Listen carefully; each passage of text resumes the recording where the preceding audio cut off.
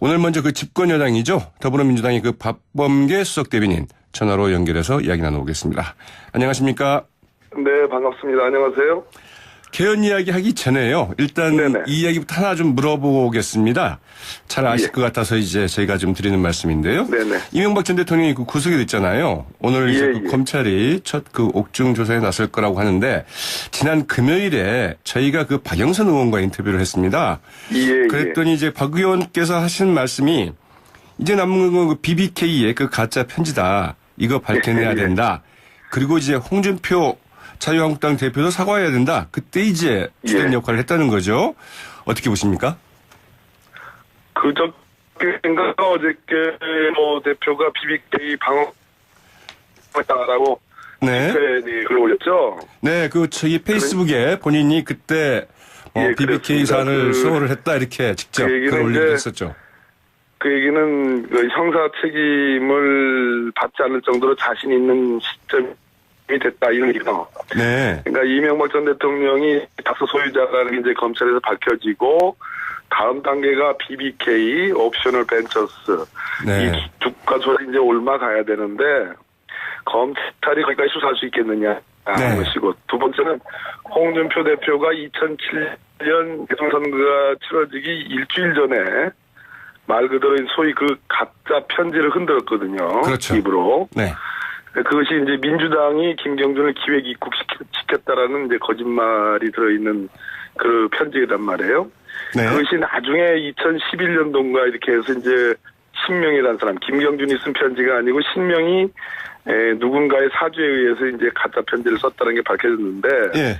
결국 홍준표 대표가 공소시효가 다 지난 거 아니냐라는 그런 자신만만한, 한번 해보려면 해봐라라는 그런 태도로 지금 이제 내가 방어했다 이렇게 쓴 건데, 네. 과거 전두환 노태우 5.18, 12.12 사태, 소위 헌정 파괴 범죄에 대해서 헌법재판소가 소위 검찰의 흑역사, 그러니까 네. 공소권을 행사할 수 없는 그런 법적 제도적 장애가 있었다거나 또는 처벌해야 될 중대한 공익이 있는 경우에는 소위 공소시효 이론을 적용하지 않을 수 있는 그런 그 이론이 있었습니다. 그런 사례가. 네. 그렇기 때문에 홍준표 대표가 저렇게 만만히 할 게 아니고. 네. 자, 페이스북에 홍준표 한국당 대표가 말씀하시죠? 지금 네. 예, 우리 국민들의 영면을 건드려서 저거 처벌해야 된다라는 저는 저게 단순한 선거법 위반이나 뭐 명예훼손 사안이 아니라 정치 공작에 가까운 사안이기 때문에 대단히 중대 범죄일 수 있다. 네. 그래서 결국은 국민 여론을 그렇게 조롱하면 결국 화를 불러일으킬 것이다 이런 말씀드립니다. 네, 그렇군요. 그 홍준표 한국당 대표가 이제 그 페이스북에 자신이 그걸 방어했다 이렇게 직접 이야기한 게 아마도 그 공소시효가 끝나서 자신만만하는 것 아니냐 이제 이런 이야기이신 거죠? 네. 네네. 결국 공소시효 끝났으니까 나 처벌을 못할 것이다 이런 자신감 때문인데. 네, 알겠습니다. 저 박범계 의원님 지금 그 전화 연결 상태가 너무 안 좋아서 저희가 다시 전화를 좀 드리도록 하겠습니다. 잠시 끊고 조금만 좀 기다려 주시겠습니까? 아, 그렇군요. 예. 네, 잠시 좀 끊고 기다려 주시기 바랍니다. 네. 이제 앞서 말씀드린 것처럼 이 홍준표 자유한국당 대표, 페이스북에 이제 이런 말도 했습니다. 이 BBK 사건하고 다스 사건은 다르다. 뭐 이제 이런 말도 했다고 그러는데요. 과연 국민들이 이를 좀 어떻게 받아들일지 좀 지켜봐야 될 것 같고요. 자, 다시 연결돼 있습니다. 자, 다시 이야기를 좀 이어가도록 하겠습니다. 예, 그렇죠. 이제 그 개헌 이야기 본격적으로 좀 해보도록 하겠습니다. 예, 그렇죠. 자유한국당에서는 대통령 개헌안 출석이다. 뭐 시간 제약 때문에 뭐 급히 할 일은 아니다. 이렇게 이야기를 하고 있는데요. 율사 출신으로서 이 내용적인 측면에서 일단 대통령 개헌안 어떻게 평가하십니까? 일단 국회가 지난 1년 동안 그 소위 개헌특위를 만들어서 논의를 했음에도 불구하고 지금 합의에 이르지 못했잖아요. 네. 그리고 자유한국당은 지금 개헌안 내용조차도 지금 발표하지 못하는 상황에서 대통령은 당연히 개헌이라는 일종의 30년 한 세대 이상의 어떤 나라와 민족의 운명을 결정하는 중대 사안이기 때문에 대통령 개헌안이 발의될 수밖에 없는 거고요. 네. 이번 개헌안의 주요 내용은 역시 안전권과 같은 기본권의 강화, 또 지방세 조례주의와 같은 지방 분권의 아주 획기적인 확대. 네. 뭐 이렇게 보겠습니다. 또 대통령 연임제, 또 대통령의 권한의 축소, 뭐 이렇게 요약될 수 있겠습니다. 예. 네. 이번 이제 당초 이 국민헌법자문특위에서 제안한 안에서 안과 좀 달라진 게 대통령 기원안의 그 18세 이상 선거권 네네네. 문제를 이제 문재인 대통령이 아주 강력하게 주장을 해서 집어넣었다고 그래요. 네네. 이거 꼭 그 개헌안에 넣을 필요 있느냐 이런 얘기도 많이 있던데 말이죠. 박범계 의원께서는 어떻게 보시는지요? 이미 18세, 만 18세, 우리나라 18세의 나이의 청소년은 이미 상당 부분 국정의 직접 민주주의 형태로 지난 그 뭐 촛불 역사에서도 그랬고요. 그 이전과 그 이후에도 이미 자기 정체성을 갖고 정치적 식견을 갖고서 이미 참여를 하고 있습니다. 국정에. 네. 그런 측면에서 자유한국당의 일부 의원들 중에서도 김성태 대표님도 아마 그런 취지의 말씀하신 것 같은데요. 이미 참정권을 확대하는 방향의 어떤 공감대는 저는 이루어졌다고 봅니다. 네. 그것을 헌법에 반영하자 그런 취지로 읽혀집니다. 네. 그 야당, 특히 그 자유한국당에서는 이 대통령 기원안 그 발의 과정에 대해서도 문제를 많이 제기를 하고 있어요. 우선 첫째로, 발의 당일날 이제 국회의를 하는 것은 국민의 그 심의를 무시하는 것 아니냐. 유연 소지가 있다. 뭐 장관들이 설령 뭐 어떤 의견이 있다 하더라도 오늘 당장 어떻게 의견을 내겠느냐. 이렇게 이야기를 좀 하고요. 또 이제 조국 수석이 그 3일 내내 개헌안을 발표하지 않았습니까? 네네. 여기에 대해서도 좀, 오히려 그 조국 수석이 할 게 아니라 국무총리나 법무장관이 했어야 되는 건 아니냐. 이런 얘기를 나오고 있는데요. 어차피 다 총칭해서 법무부 장관이든 또 청와대 민정수석이든 대통령의 소위 참모 라인입니다. 네. 민정수석은 비서 쪽이고요. 법무부 장관은 소위 각 부를 구성하는 일종의 법률 참모인데요. 대통령의 개헌 발의안이기 때문에 민정수석이 해도 저는 무방하다는 생각이 들고요. 네. 과거의 민정수석의 역할과 문재인 정부의 민정수석의 역할은 완전히 달라졌습니다.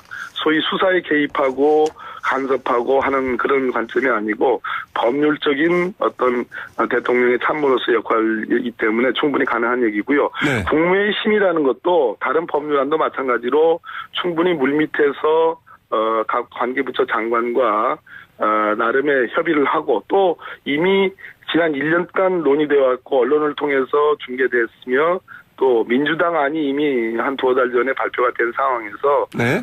저는 오늘 국무회의를 열어가지고 관계 국무위원들이 심의를 해도 그것이 뭐 문제가 있다고 보지는 않습니다. 네. 그동안이 충분히 공개되고 공개적으로 논의된 사안이다. 이렇게 얘기를 하시는군요. 그렇게 보여집니다. 네. 네. 자, 그러나 이제 공이 이제 완전히 그 국회로 넘어왔는데요. 예, 그렇습니다. 지금 상황에서 이 야당들이 여기에 대해서 뭐 동의해 줄 것 같지는 않은 것 같아요. 그죠? 유일하게 접점을 찾을 수 있다고 한다면 지금 자유한국당에서는 이제 국무총리 선출제를 이야기하고 있지만 국회에서는 주제죠. 그러나 이제 그 정의당이나 혹은 평화당에서는 그리고 이제 이 바른미래당에서도 이 국무총리 추천제 정도로 하면 어떻겠느냐? 혹은 뭐 동의제를 지금과 같이 한다 하더라도 이게 과반의 동의가 아니라 3분의 2의 동의로 하면 어떻겠느냐? 이제 이런 게 절충점이 되지 않을까 싶은데 어떻게 보십니까? 대통령 개헌안 발의는 대통령의 관점에서 발의를 한 거고요. 그렇다 하더라도 문재인 대통령이 5월 초 정도까지 국회의 의견으로 합의가 되는 안이 있으면 대통령 발의의 개헌안은 철회할 수 있다라는 그런 입장을 밝혔습니다. 이 네. 얘기는 무슨 얘기냐면 결국은 국회가 합의하기 달려있다 이런 말씀이고요. 네. 다만 국무총리를 선출하던 국회에서 추천을 하던 다 의결의 형태로 하는 것이기 때문에 그것은 그 용어상의 표현에 불과하고 네. 결국은 대통령제에서 의원 내각제로의 변형에 가깝다. 그래서 결국은 대통령의 리더십과 국회 선출 혹은 추천의 총리의 리더십 심지어 이번 개헌안에 담겨 있는 것이 대통령의 명을 받아라는 것을 삭제했고 네. 총리에게는 국무위원 제청권, 국무위원 해임 건의권이 있기 때문에 국회가 선출 혹은 추천된 그런 총리가 이런 국무위원 선출, 국무위원 제청과 해임 건의권과 맞닥뜨리게 되면 네. 대통령의 리더십과 충돌할 가능성이 매우 높습니다. 그것은 국정 안정이 특별히 우리나라에서 요구가 되는데 대통령 국가의 우리나라 또 국민의 지금 법 감정상 네. 쉽게 받아들이기는 어려운 거라고 보여지는데요. 근데 문제는 국회가 합의하게 달렸다 이런 얘기입니다. 네. 무슨 얘기냐면 국회는 300여 명에 가까운 정체성들이 있기 때문에 네. 내용이 중요한 게 아니고 결국은 시기가 중요합니다. 국회는. 제가 지난 재선하는 동안 경험을 해본 결과 어느 시간적인 데드라인을 갖고서 어떤 법안, 네. 첨예하게 이해가 갈리는, 의견이 갈리는 법안을 가지고 데드라인을 가지고 심리를 하면 결국은 합의가 됩니다.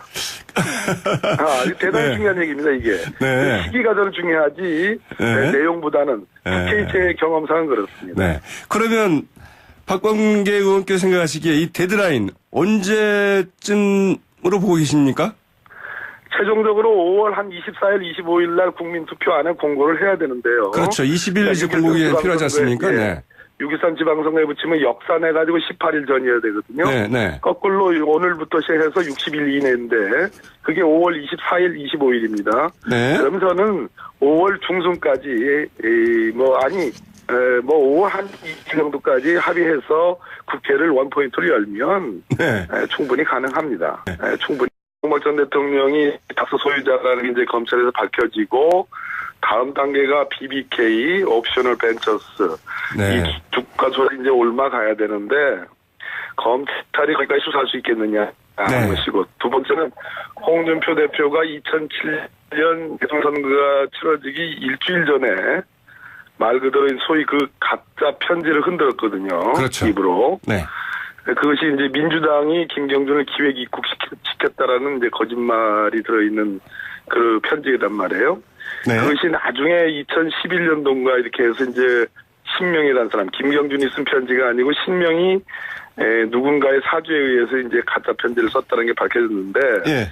결국 홍준표 대표가 공소시효가 다 지난 거 아니냐라는 그런 자신만만한 한번 해보려면 해봐라라는 그런 태도로 지금 이제 내가 방어했다 이렇게 쓴 건데 네. 과거 전두환 노태우 5.18 12.12 사태 소위 헌정 파괴 범죄에 대해서 헌법재판소가 소위 검찰의 흑역사 그러니까 네.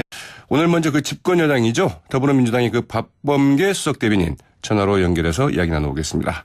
안녕하십니까? 네 반갑습니다. 안녕하세요. 개헌 이야기 하기 전에요. 일단 네네. 이 이야기부터 하나 좀 물어보겠습니다. 잘 아실 예. 것 같아서 이제 저희가 좀 드리는 말씀인데요. 네네. 이명박 전 대통령이 그 구속이 됐잖아요. 오늘 이제 그 검찰이 첫 그 옥중 조사에 나설 거라고 하는데 지난 금요일에 저희가 그 박영선 의원과 인터뷰를 했습니다. 예. 그랬더니 이제 박 의원께서 하신 말씀이 이제 남은 건 그 BBK의 그 가짜 편지다. 이거 밝혀내야 된다. 그리고 이제 홍준표 자유한국당 대표도 사과해야 된다. 그때 이제 주된 역할을 했다는 거죠. 어떻게 보십니까? 그저께인가 어저께 대표가 BBK 방어했다라고 네. 글을 올렸죠. 네, 그 저희 페이스북에 본인이 그때 BBK 그렇습니다. 사안을 수호를 했다 이렇게 직접 글을 올리기도 했었죠. 그 얘기는 그 형사 책임을 받지 않을 정도로 자신 있는 시점이 됐다 이런 얘기죠. 네. 그러니까 이미 발표하지 못하는 상황에서 대통령은 당연히 개헌이라는 일종의 30년 한 세대 이상의 어떤 나라와 민족의 운명을 결정하는 중대 사안이기 때문에 대통령 개헌안이 발의될 수밖에 없는 거고요. 네. 이번 개헌안의 주요 내용은 역시 안전권과 같은 기본권의 강화, 또 지방세 조례주의와 같은 지방 분권의 아주 획기적인 확대. 네. 이렇게 보겠습니다. 또 대통령 연임제, 또 대통령의 권한의 축소, 이렇게 요약될 수 있겠습니다. 예. 네. 이번 이제 당초 이 국민헌법자문특위에서 제안한 안에서 안과 좀 달라진 게 대통령 개헌안에 그 18세 이상 선거권 네네네. 문제를 이제 문재인 대통령이 아주 강력하게 주장을 해서 집어넣었다고 그래요. 네네. 이거 꼭 그 개헌안에 넣을 필요 있느냐 이런 얘기도 많이 있던데 말이죠. 박범계 의원께서는 어떻게 보시는지요? 이미 18세, 만 18세, 우리나라 18세의 나이에 청소년 네? 공소권을 행사할 수 없는 그런 법적 제도적 장애가 있었다거나 또는 처벌해야 될 중대한 공익이 있는 경우에는 소위 공소시효 이론을 적용하지 않을 수 있는 그런 그 이론이 있었어요. 그런 사례가. 네. 그렇기 때문에 홍준표 대표가 저렇게만만 할 게 아니고. 네. 자, 페이스북에 홍준표 한국당 대표가, 네. 말씀하시죠? 지금, 네. 예, 우리 국민들의 영린을 건드려서 저거 처벌해야 된다라는, 저는 저게 단순한 선거법 위반이나 뭐 명예훼손 사안이 아니라 네. 정치 공작에 가까운 사안이기 때문에 네. 대단히 중대 범죄일 수 있다. 네. 그래서 결국은 국민 여론을 그렇게 조롱하면 결국 화를 불러일으킬 것이다. 이런 말씀드립니다. 네. 그렇군요. 그 홍준표 한국당 대표가 이제 그 페이스북에 자신이 그걸 네네. 방어했다 이렇게 직접 이야기한 게 아마도 그 공소시효가 끝나서 자신만만하는 것 아니냐 이제 이런 이야기이신 거죠? 네. 네네. 결국 공소시효 끝났으니까 나 처벌을 못할 것이다. 이런 네. 자신감 때문인데. 네. 네, 알겠습니다. 저 박범계 의원님 지금 네네. 그 전화 연결 상태가 너무 안 좋아서 저희가 네네. 다시 전화를 좀 드리도록 하겠습니다. 잠시 끊고 조금만 좀 기다려 주시겠습니까? 그렇군요. 예, 네, 예. 네, 잠시 좀 끊고 기다려 주시기 바랍니다. 네. 이제 앞서 말씀드린 것처럼 이 홍준표 자유한국당 대표, 네, 페이스북이 이제 이런 말도 했습니다.